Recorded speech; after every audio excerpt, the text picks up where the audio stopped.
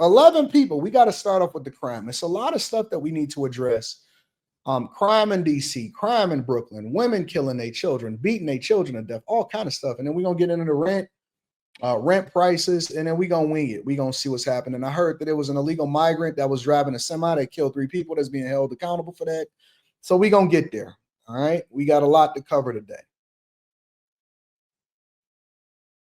No wigs, Messi. No wigs. All right. But I heard that it was 11 people that got shot in Brooklyn. 8 injured, 3 passed.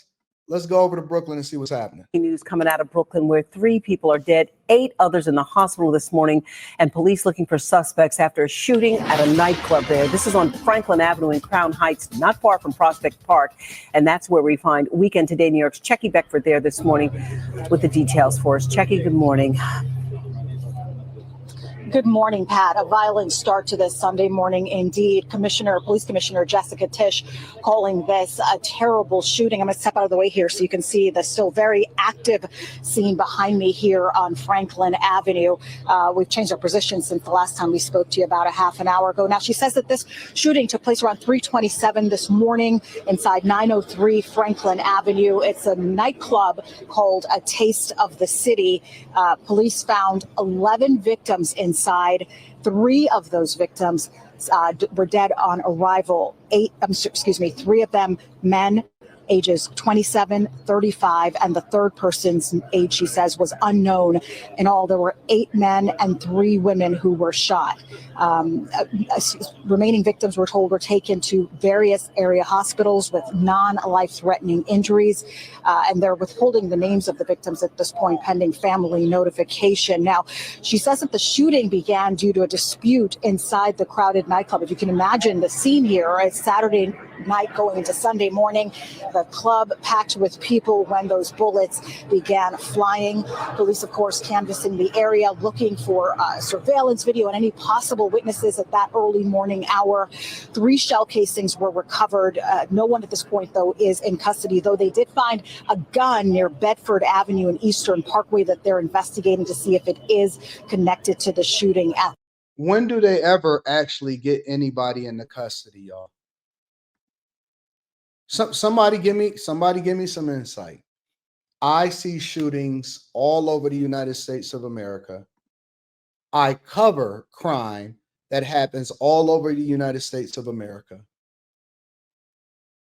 When do we ever see somebody held accountable for mass shootings in the Black? Because see, let me tell you the difference between the Black community and because see, the thing that Black people will say a lot of times is, well, what about the mass shooting when white people shoot up churches or all of that type of stuff? Okay, cool. Fair enough. Let's explore it. The one thing that we know about those type of situations, because they don't want to, and this is the thing that we're going to trend towards when we talk about, because this show today is going to be talking about accountability and crime within our communities. All right. White communities, Black communities, migrants, all of that. Okay. When do they not catch the mass shooters that shoot up the white communities?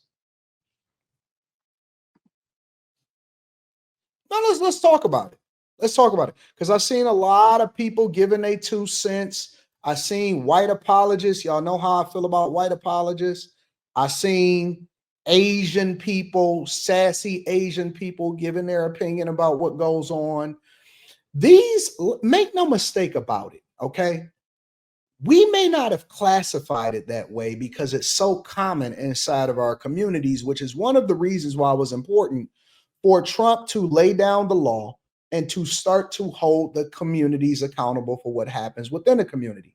And we're going to extend this conversation on the Q show. So I wasn't there last week, but I definitely plan on getting active this week. Oh, we gonna talk about relationships. We gonna talk about the community, and I'm itching. Whenever I miss a show because of some other obligation or whatever, I definitely need to come back and revisit it and have a conversation. When you have 11 people getting shot and 3 die, when there was a Vegas shooter and he was shooting out of a hotel room or something like that, and he killed like 2 people or some nonsense, They call that a massacre, a mass shooting. When you see somebody that goes in and they kill somebody and it's on lockdown and it's usually a white person, that is considered a mass shooting, right? We've normalized it so much in our communities that when it happens in Brooklyn, when it happens in Detroit, when it happens in Chicago, when it happens in New York, when it happens in LA, when it's in Compton, whenever it is in other places, it's not considered a mass shooting. And this ain't a black thing. This is a cultural thing. This is not a black thing that I'm talking about. Let's be clear. This is a cultural thing. All right. So what I'm saying is, why aren't these people? Because they will scour, they will bring in ballistics experts, bomb experts. We're gonna talk about it for the next 10 days. This don't get the type of coverage. I'm the only person independently. Let's be clear. And if I'm wrong, you know my chat. I'm open to being wrong, and y'all can hold me accountable. As an independent content creator that is not a part of any media group, that's not getting paid by any large entity, any local entity. I am the only person, if it is not a popular story, if it's just local, I'm the only person that scours local news in the local communities to see what is going on. Now, let them do some crap like this in a Vegas and Manhattan or something like that. Oh my God, it's gonna be all over the news. What? They hit the big black woman statue in front of Times Square? No way. No way. No way. I know he has, Dar. I know he has. I pay attention to everybody still on my talking points. Don't worry about it. I'm not tripping about it. My talking points are everywhere. I hear people saying stuff like, well, we need to focus on the majority and not the minority in order to solve for the problems that's within the community, especially when it comes to single. I've heard it all. I've heard it all. I've heard people catch themselves. They almost called themselves bag chasers. I said, you ain't no bag chaser. I went through the list. I said, I don't see you part of the 18,000. They don't classify this stuff as a mass shooting. They don't. Oh, they still in everything. It's okay.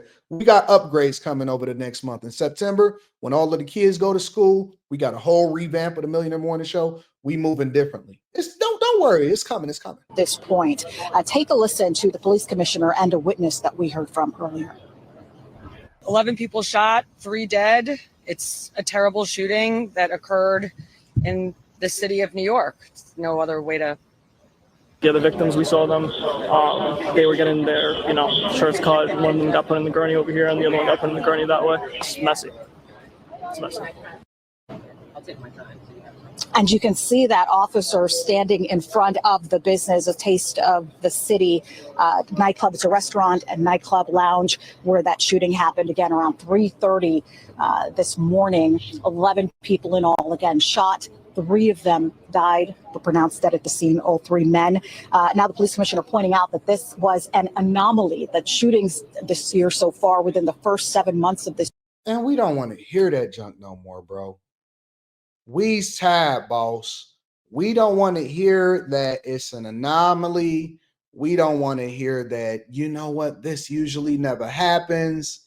Bruh, my spidey senses start picking up the minute that I could tell when something is about to happen. I can sense it. Honestly, I can sense it. I know. You know what? I started looking at the doors. It'd be one way in, one way out. It'll be a little rinky dink. And I'd be thinking to myself, I just keep on driving by. Ain't nowhere to park. I got to park down the street, down some dark alley. You know what? I'm going to go ahead and remove myself from this environment. This seems less than ideal for me personally. I'm going to remove myself from this environment. This seems less than ideal for me personally. It's just not working. This is Eric Adams speaking on the situation. I'm gonna take you over to there because I haven't seen his actual press conference. This is what he had to say. 12 people shot in the city, a mass shooting of second in a few weeks. You know, it's just impacts and reinforces why we do this work of going after guns off our streets.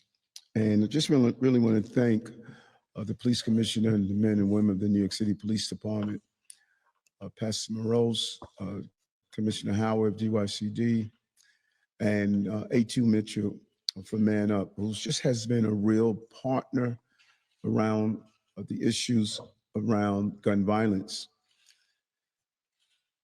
It's almost a 2019, we had 12 people shot in Brownsville. I remember walking with A.T. Mitchell throughout Brownsville and Pastor Morose. Man, I don't want to hear this junk, bro. This is boring. He's rocking me to sleep.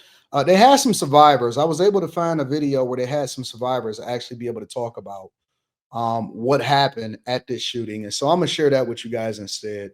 Let's go over to that. Well, John, I did speak with one 27-year-old victim. She is still in the hospital tonight after she was shot in the head, in the arm. Remarkably, she says she's doing okay, escaping with her life, but just barely.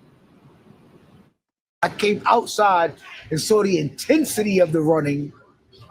I was like, nah, something else is going on. Let me go check to see if my boy okay.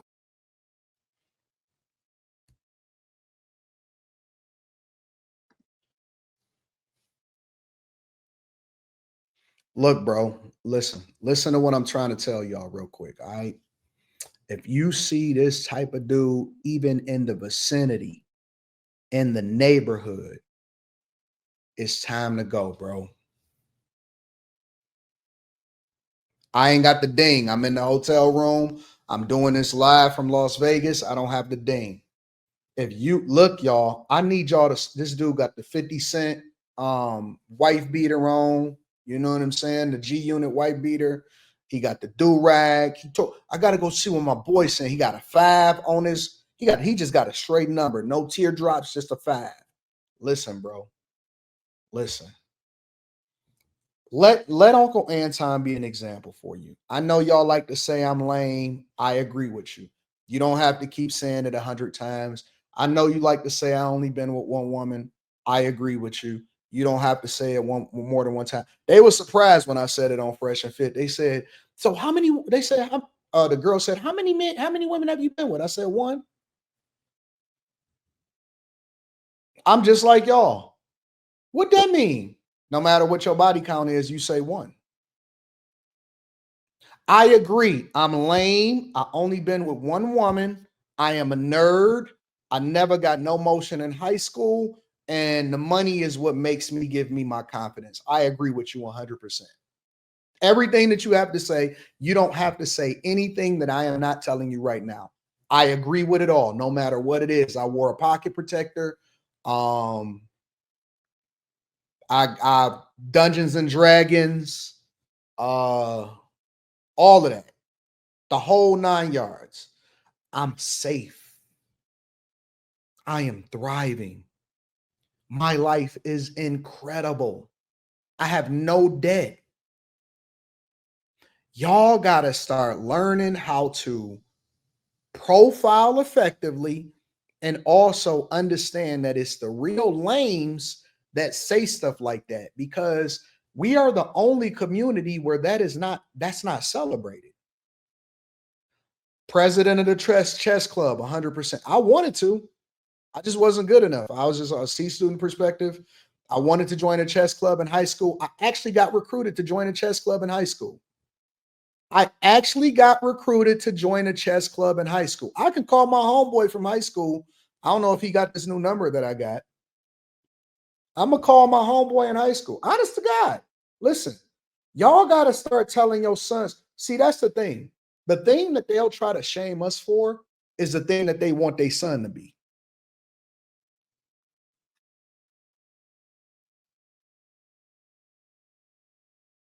I don't know if he got this number.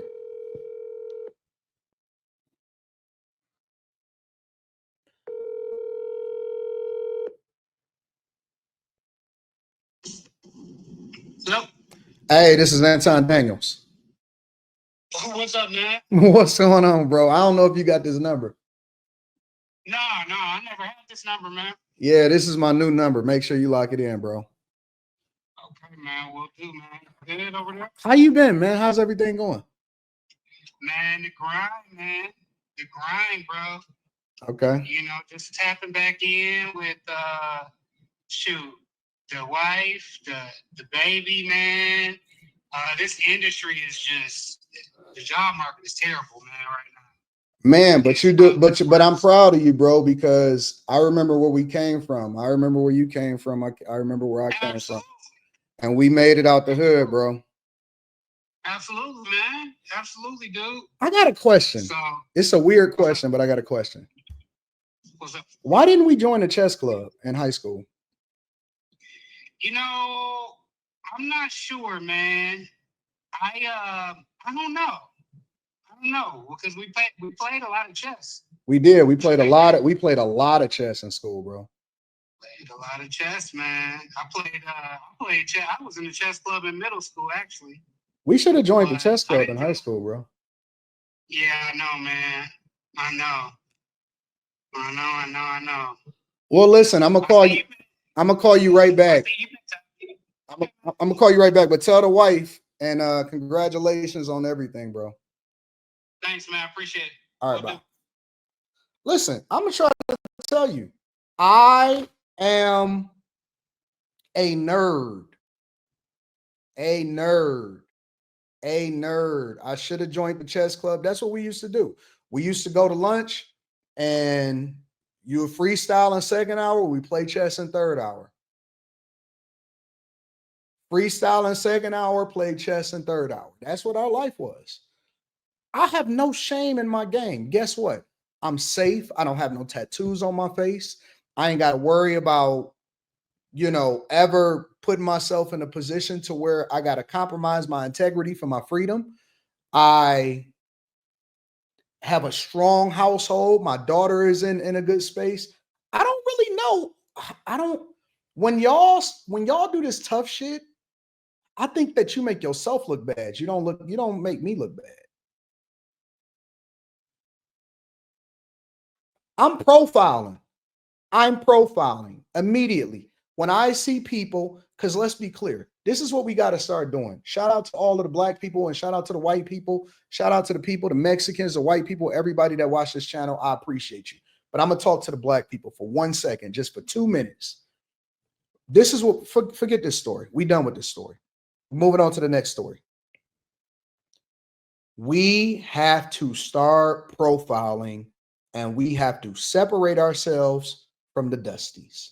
That's what it is. We have to start profiling, and I just want you to know, I know they want us to be humble. They don't want us to say we better. You're better than them. You're better than the bottom of the barrel black people that they keep trying to tell you that you need to support just because they black. You don't. You don't have to do that. Don't ever let nobody lie to you and tell you that you need to be in the spot, you need to be invited to the barbecue, that you need to meet, mix in and mingle and be a part of this. No, the only thing that you got to do is pay your taxes, and we struggling on that type of front. That's the real struggle. That's where the real war is with that. The real war is that we fighting the wrong war. Pay your taxes, and make sure that you make it to heaven. That's your goal. Pay your taxes, make sure you make it to heaven. Everything else is extra. You are not obligated in any way, shape, or form. You are not obligated in any way, shape, or form to try to make everybody else feel good or try to validate your blackness. Black, the whole word black is a construct that was given to people. Think about it. The whole mindset. I seen somebody sent me a video. I didn't get a chance to watch it, but I seen a little bit of the talking points. They was trying to figure out how black I was from Detroit. Nigga, I am Detroit. Not just because I was born and raised here, but because I own more property than all of your favorite rappers, all of your entertainers, All of the people that say that they represent a particular community or culture, I own it. Detroit, Metro Detroit, all of it. I am it because I own the community. Because I'm building in the community. I am the city. The city is not defined by how you talk and if you got polo boots and what you listen to. The city is who owns it. I'm the city. I am the city. I am it because I own it. And I'm going to continue this Oakland County property tax auction, Wayne County property tax auction. It's all mine. That's what I've been prepping for and planning for the last 2 months. You are the culture because you own it. We're doing things differently. We're doing things differently going forward from here on out. From here on out, we're going to do things differently. We're going to start determining what happens in the culture. And when I say the culture, I ain't talking about their culture. I'm talking about we're redefining what the culture is. We got enough people. We got an army to where we can do it now, right? We're going to start putting money behind the candidates that we want. We're going to start using our platforms to advocate for the causes that we deem to be ideal. We're going to start transforming the neighborhoods and the cities that we live in. We're going to start controlling what happens at our city council meetings. We're going to start bringing up millages and issues that we don't want to take place and the things that we do and that we don't. We're going to determine what happens. We're going to start working with the city planners. We're going to start grooming the people that are in our high school. The reason that I think that setting up this scholarship fund is ideal is because I'm going to handpick the candidates of the people that I think that is going to transform different parts of the culture. And I'm going to make sure that I put my money behind them so that when they grow up, that they'll execute on the agenda because they're going to owe me one.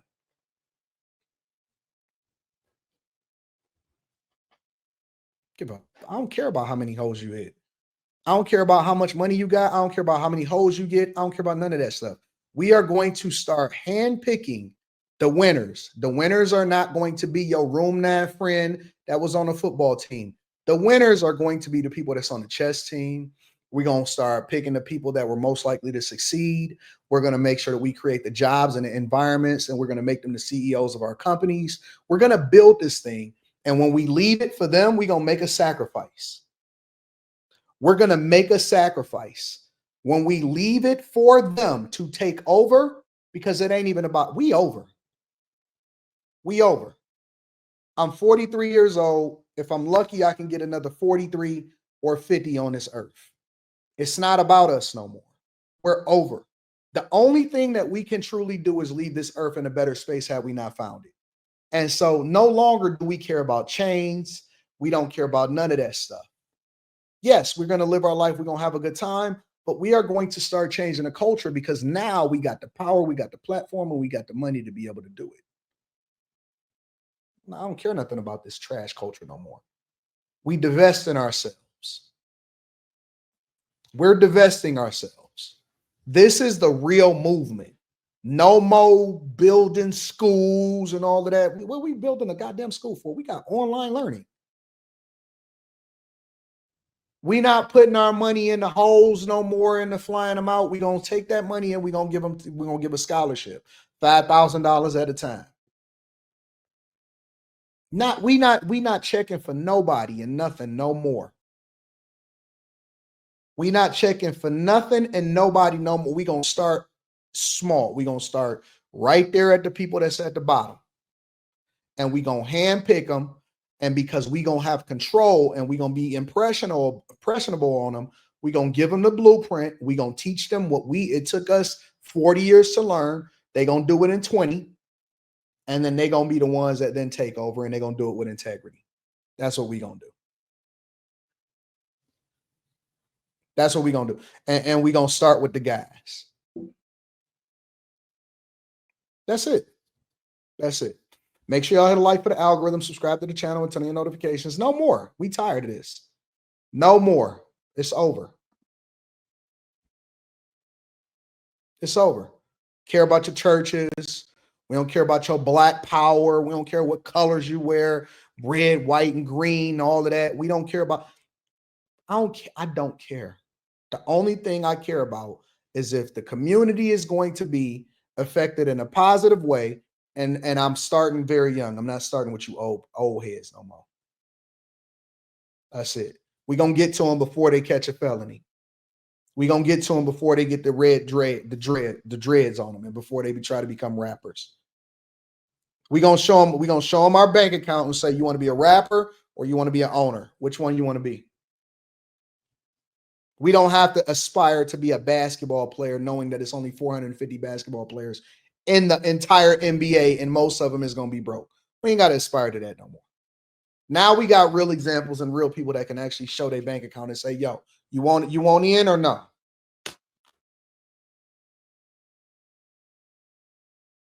I ain't checking for none of these old heads no more.